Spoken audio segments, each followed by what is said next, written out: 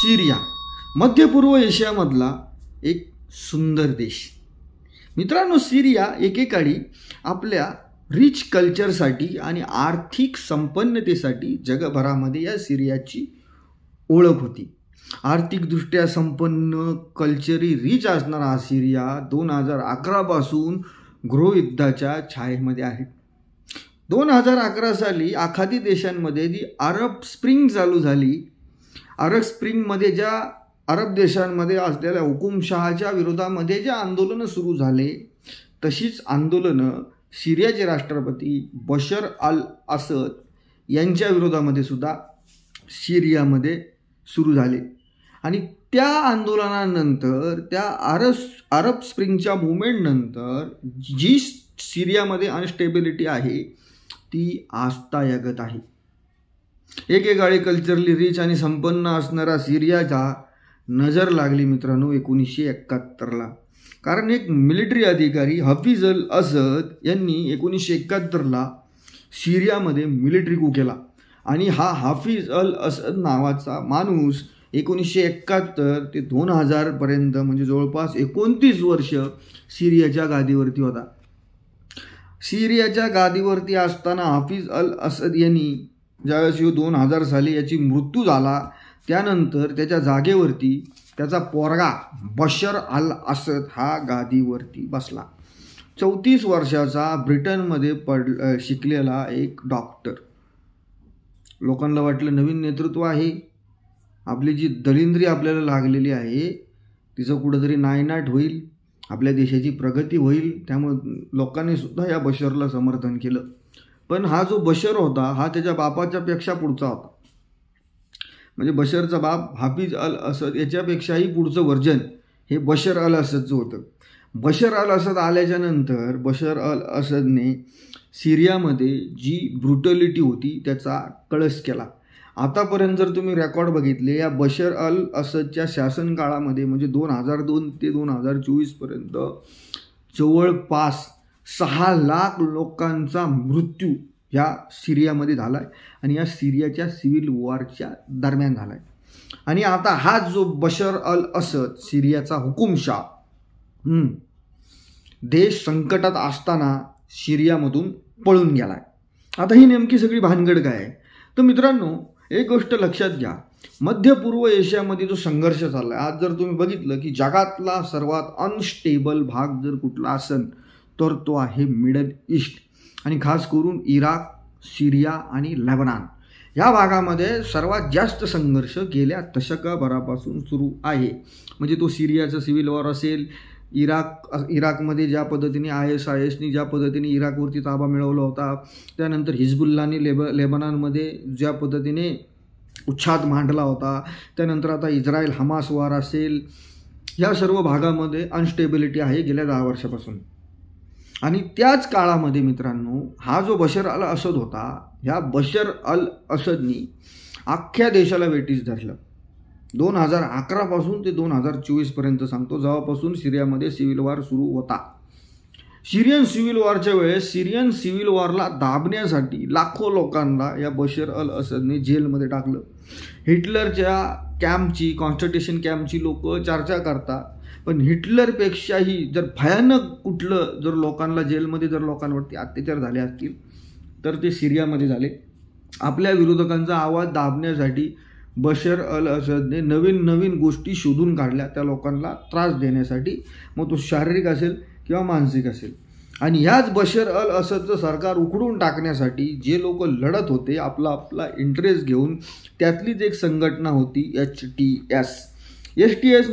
मित्रांनो, STSचा फुल फॉर्म म्हणजे हयात तहरीर अल शाह. ही जी संघटना आहे तिला अल नुसरा सुद्धा म्हणतात, अल नुसरा फ्रंट. या संघटनेने सीरियामध्ये एंट्री केली आणि सीरियाचं तिसरं सर्वात मोठं शहर ते म्हणजे अलेप्पोवरती ताबा मिळवला. अलेप्पोवरती ताबा मिळवल्याच्या नंतर सुरुवातीला ह्या जी बशरचे जे सैनिक होते या लोकांनी त्यांना थोडासा प्रतिकार केला. पण ह्या जे रेबल होते, STचे जे टेररिस्ट होते, त्याला कोणी टेररिस्ट म्हणतं, कोणी रेबल म्हणतं, आपल्या सोयीनुसार लोक पुढे बांधतात असो. तर त्या STHच्या लोकांना जो प्रतिकार करायला जे बशरचे जे सैनिक होते हे कमी पडले. आणि मग STSनी हळूहळू सिरियामध्ये आतात घुसायला सुरू केलं. अलेप्पो नंतर STS घुसलो हमास शहराकडं. हमास जे शहर आहे ह्या शहराला दमश्कचं प्रवेशद्वार म्हणतात. दमश्कस म्हणजे सिरियाची राजधानी, एक ऐतिहासिक शहर आणि जगातलं एक काही जुने शहरं आहेत बोटावर मोजणे इतके 5-10, त्यामध्ये दमश्कसचा उल्लेख होतो. अत्यंत सुंदर असं हे दमश्कस आहे. या दमश्कसपासून 200 किलोमीटरवरती असणाऱ्या हमास शहरावरती ह्या जे रेबल होते त्यांनी STSवाल्यांनी ताबा मिळवला आणि हा ताबा मिळवल्याच्या नंतर बशर अल असदची हातभर फाटली. कारण हे जे हमास जे शहर आहे हे शहर सिरियाची इकॉनॉमिक कॅपिटल, जसं आपल्याकडं मुंबई आपल्या देशाची इकॉनॉमिक कॅपिटल आहे तशी ही हमास जी आहे ही सिरियाची इकॉनॉमिक कॅपिटल आहे आणि राजधानीपासून अवघ्या 200 किलोमीटरवर हे शहर आहे. आणि ह्या शहरामध्ये जर आपण बघितलं तर या शहरामध्ये सिरियाच्या सर्वात मोठ्या 2 ऑइल फील्ड आहेत की तिथून सिरियाचं अर्थकारण मोठ्या प्रमाणात चालतं. त्या शहरांवरती सुद्धा या STSवाल्यांनी म्हणजे अल नुसरा फ्रंटने ह्या शहरावरती ताबा मिळवला आणि बशर अल असद देश संकटात असताना, देशामध्ये एका रेबल ग्रुपने उठाव केला असताना हा बाबा आपल्या बायकाला पोरांना घेऊन रशियामध्ये मॉस्कोला पळून गेला. ज्यांनी देशावरती 24 वर्ष राज्य केलं आणि त्याच्या बापाने 29 वर्ष राज्य केलं, म्हणजे जवळपास 50-55 वर्ष ह्या बशर अल असद आणि हाफिज अल असद या 2 बाप बेट्यांनी सिरियावरती केलं होतं. म्हणजे ज्या देशांनी त्यांना एवढं सगळं दिलं सो त्या देशाला संकटात टाकून हे बशर अल असद सिरियाचे राष्ट्रपती पळाले. मित्रांनो, बशर अल असद पळाल्यानंतर सिरियामध्ये वातावरण अत्यंत विचित्र आहे. कारण देशावरती सत्ता नाही आहे. रेबल ग्रुप अलेप्पो, हमास, दमश्कस यासारख्या शहरांवरती या रेबल ग्रुपनी ताबा मिळवला आहे आणि तख्तापलटाचा निर्णय ह्या रेबल ग्रुपनी घेतला आहे. आता जर तुम्ही सिरिया किंवा मिडल ईस्टमध्ये जर बघितलं तर हे बशर अल असदला पळून जाण्याची वेळ आलेली आहे. याच्यामागं सर्वात महत्त्वाचं कारण म्हणजे असं की बशरचे जे 2 पार्टनर आहे, एक म्हणजे रशिया, दुसरं म्हणजे इराण, आणि हे दोघं पण युद्धात अडकलेत. कारण बशरला सपोर्ट जर कोण करत असेल या 12-15 वर्षाच्या सिव्हिल वॉरमध्ये तर ते सपोर्ट करत होतं रशिया. म्हणजे ज्यावेळेस पहिल्यांदा अलेप्पोमध्ये ह्या रेबल ग्रुपने एंट्री केली होती, अलेप्पोवरती ताबा मिळवला होता, त्यावेळेस अलेप्पोवरती जर पहिली एअर स्ट्राईक कुठल्या देशाने केली असेल बशरला वाचवण्यासाठी तर ती रशियाने केली होती. पण आता रशियाच त्याच्या लफड्यात अडकलेला आहे. रशिया युक्रेनचं युद्ध चालू आहे आणि तिथं रशिया जाम झालेलं आहे. आणि दुसरीकडे इराणमध्ये काय चाललं आहे तुम्हाला सगळ्यांना माहिती. इराणमध्ये राष्ट्रपती बदललेले आहेत. इब्राहिम रईसी यांच्या मृत्यूनंतर मोहम्मद पजेकशीन इराणचे राष्ट्रपती झालेत. त्यानंतर हिजबुल्लाला ज्या पद्धतीने ठोकाठोकी है ना इस्रायल करतंय, आणि हिजबुल्ला ही इराणची समर्थित संघटना आहे. आणि ही हिजबुल्लाचे जे फायटर होते हे सिरियामध्ये होते, पण हिजबुल्लाला ठोकायला चालू केले इस्रायलने लेबननमध्ये. त्यामुळं हिजबुल्लासुद्धा सिरियामध्ये बशरला वाचू शकत नाही आहे. आणि ही गोष्ट ह्या रेबल ग्रुपला माहिती होती की आता आपलं वातावरण चांगलं आहे, आता आपण घुसू आणि सिरियामध्ये तख्तापलट करू. सिरियामध्ये तख्तापलट झाला आहे, त्यामुळं काही लोकांच्या आशा प्रफुल्लित झाल्यात की बाबा आता नवीन नेतृत्व येईल, आपलं जीवन यापन सुधारेल. की सिरियामधले जवळपास 70% लोक ह्या UNच्या एडवरती जिवंत आहे. म्हणजे जो देश तेलातला एक अग्रगण्य एक्सपोर्टर इम्पोर्टर म्हणजे जो अग्रगण्य एक्सपोर्टर आहे, ज्या देशामध्ये हजारो तेलाच्या खाणी आहेत, त्या देशामध्ये 70% लोकांना एक वेळचं खायला नाही आहे अशी परिस्थिती त्या सिरियाची आहे. आणि याला कारणीभूत हा बशर अल असद आणि ह्या बशर अल असदचे जे जोडीदार होते जिओ पॉलिटिक्समध्ये ते याला कारणीभूत आहे. हा बशर पळाल्याच्या नंतर काही लोकांना जे वाटतं की सुरळीत होईल, तर सिरियामध्ये जेवढं मला जिओ पॉलिटिक्स समजतो तेवढं तुम्हाला सांगतो, सिरियामध्ये काहीही सुरळीत होणार नाही आहे. आणि ही जी गोष्ट झालेली आहे सिरियामध्ये जो तख्तापलट STSनी केला आहे, ही नवीन म्हणजे जो सिव्हिल वॉर चालू आहे गेल्या 15 वर्षापासून 14-15 वर्षापासून. त्याला आता त्याच्यामध्ये नवीन एक ॲडिशनल पार्ट जॉईन झाला आहे. कारण बशर पळाल्याच्या नंतर, सिरियामध्ये तख्तापलट झाल्याच्या नंतर इस्रायल हे 50 वर्षानंतर पहिल्यांदा सिरियामध्ये घुसले. आणि असं तसं नाही घुसलं तर गोलान हाईट्सपासून इस्रायल 10 किलोमीटर आतमध्ये घुसले आणि इस्रायलनी बफर झोन डिक्लेअर केला आहे. बफर झोन म्हणजे आता ही जागा आमची आहे, आता तुम्ही तुमचा गोंधळ घाला, आम्ही तुम्हाला इथं घुसून देणार नाही, असं इस्रायलचं म्हणणं आहे. म्हणजे इस्रायलनी आपला फायदा बरोबर करून घेतला या तख्तापलटच्या दरम्यान.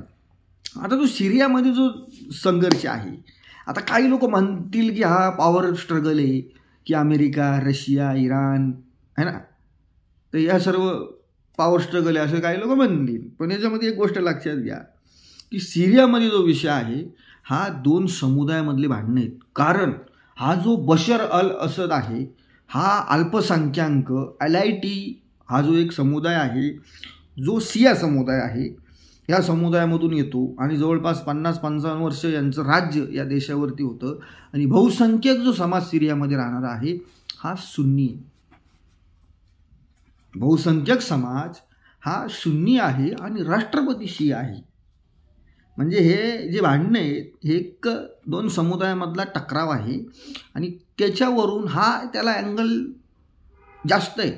पण लोकांचं याच्याकडे लक्ष जात नाही. लोकांना वाटतं की अमेरिकेने 2003ला संबंध बिघडल्याच्या नंतर आणि अरब स्प्रिंग 2011ला जी सुरू झाली ट्युनिशियामध्ये, मोरोक्कोमध्ये, लिबियामध्ये है ना, लिबियामध्ये जसं गद्दाफीला मारलं होतं या लोकांनी अरब स्प्रिंगच्या दरम्यान, रिजिम चेंजची जी स्प्रिंग होती, तर त्याचा अँगल आहे असं काही लोकांना असं वाटते. पण याच्यामध्ये खरी गोष्ट आहे ना, ही 2 समुदायामधली सुन्नी शियांची भांडणे. आणि इस्रायलमध्ये फक्त सुन्नी शियाच नाही आहे, सिरियामध्ये कुर्द एक समुदाय आहे.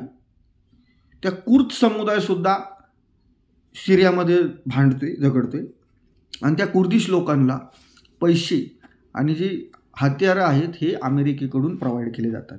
त्यानंतर ड्रूज नावाचा एक अल्पसंख्याक समुदाय आहे जो मोठ्या प्रमाणामध्ये सिरियातल्या काही भागामध्ये राहतो. खास करून इस्रायलला जी बॉर्डर लागून आहे, गोलान हाईट्सच्या आसपास जो भाग आहे तिथं हा ड्रूज कम्युनिटी राहते. आणि ही ड्रूज कम्युनिटीसुद्धा सिरियामध्ये रिजिम चेंजसाठी लढते. म्हणजे एका बाजूला STS असेल, एका बाजूला ही कुर्दिश लोक असतील, दुसऱ्या बाजूला ड्रूज असेल आणि इराण, रशिया, त्याचबरोबर हा जो बशर अल असद आहे याची सिरियन आर्मी. एवढा कॉम्प्लिकेटेड विषय हा सिरियाचा आहे. आता बशर पळाल्याच्या नंतर देशामध्ये जे आता काही लोक एक STS ज्या पद्धतीने पुढं चाललंय, STS सारखी संघटना देशावरती राज्य करणं किंवा STSने जो तख्तापलट करणं हे मिडल ईस्टसाठी अत्यंत धोक्याचं आहे. कारण ही जी संघटना आहे STS, हयात तहरीरी अल असल, जिला अल नुसरा फ्रंट म्हणतात, ही जी अल नुसरा फ्रंट आहे ना, ही अल कायदाची एक शाखा होती. अल कायदा तुम्हाला माहिती आहे, ओसामा बिन लादेनची संघटना, ज्यांनी अमेरिकेवरती ट्विन टावरवरती ज्यांनी इमान घातले होते, तो लादेन, ज्या लादेननी अमेरिकेने पाकिस्तानमध्ये ज्या लादेनला ठोकला, त्या लादेनची जी अल कायदा आहे, या अल कायद्याचे जे पिल्लू आपण या STSला म्हणू. आणि आता हे अल कायद्याचं पिल्लू जे आहे आता हे सिरियाच्या सत्तेवरती आले. त्यामुळं इथून पुढचा काळ जो आहे मिडल ईस्टमधला हा अत्यंत डेंजर आणि अत्यंत भयंकर असणार आहे. त्यामुळं मित्रांनो, तुम्ही गोष्ट लक्षात घ्या की नेतृत्व देशातलं किती कणखर पाहिजे. गोष्ट यावरून आपल्याला कळते की ज्या माणसाने 50-55 वर्ष त्याच्या परिवाराने राज्य केलं, ज्याचा बाप ते 29 वर्ष सिरियातल्या लोकांच्या उरावर बसला होता, त्यानंतर बशर बसला उरावर 24 वर्ष आहे ना, आणि आता ज्यावेळेस देश संकटात आहे, ज्यावेळेस रेबल ग्रुपने अटॅक केला, त्यावेळेस हा बशर अल असद पळून गेलाय देश सोडून. देशातल्या लोकांना एका दहशतवादी संघटनेच्या ताब्यात सोडून राष्ट्रपती फरार. यावरून तुमच्या लक्षात येतं की एखाद्या देशाचं नेतृत्व कणखर असणं हे त्या देशाच्या सॉव्हर्निटीसाठी किती महत्त्वाचं असतं. त्यामुळे जे सिरियामध्ये जे आता चाललेलं आहे त्यात अमेरिकासुद्धा एंट्री करणार. इस्रायल तर घुसलं 10 किलोमीटर आतमध्ये. हळूहळू ज्यावेळेस इराण थोडं स्टेबल होईल ते इराण पण पुन्हा येणार. रशिया युक्रेन युद्धामधून जर पुतीनला टाईम भेटला तर पुतीनसुद्धा फेरफटका मारायला या सिरियन सिव्हिल वॉरच्या दरम्यान येणार. म्हणजे याचा अर्थ असा आहे की जे 2011पासून जे सिव्हिल वॉर चाललं आहे आणि काही लोकांना वाटले की आता याचा अंत झाला आहे, तर हा अंत नाही आहे, तर ही नवीन सुरुवात आहे. कारण आता यामध्ये मित्रांनो नवीन नवीन ग्रुप ॲड होणार. कुर्दिश लोकांची वेगळी आर्मी आहे, ड्रूज लोक आपल्या अस्तित्वासाठी लढत आहेत. त्यानंतर उरल्यास उरलेली सिरियन आर्मी आहे. त्यानंतर IS खुरासान नावाचा जो ग्रुप आहे त्याला दाएश म्हणतो, तो ग्रुपसुद्धा आहे. त्यानंतर त्या छोट्या दहशतवादी संघटना ज्या ह्या आखाती देशांनी पाळून ठेवलेल्या आहेत, सौदीवाल्यांनी, कतरवाल्यांनी, बहरीनवाल्यांनी, यासुद्धा याच्यामध्ये याची एंट्री होणार. आणि हे जी गोष्ट आहे ना, ही जगासाठी धोकादायक आहे.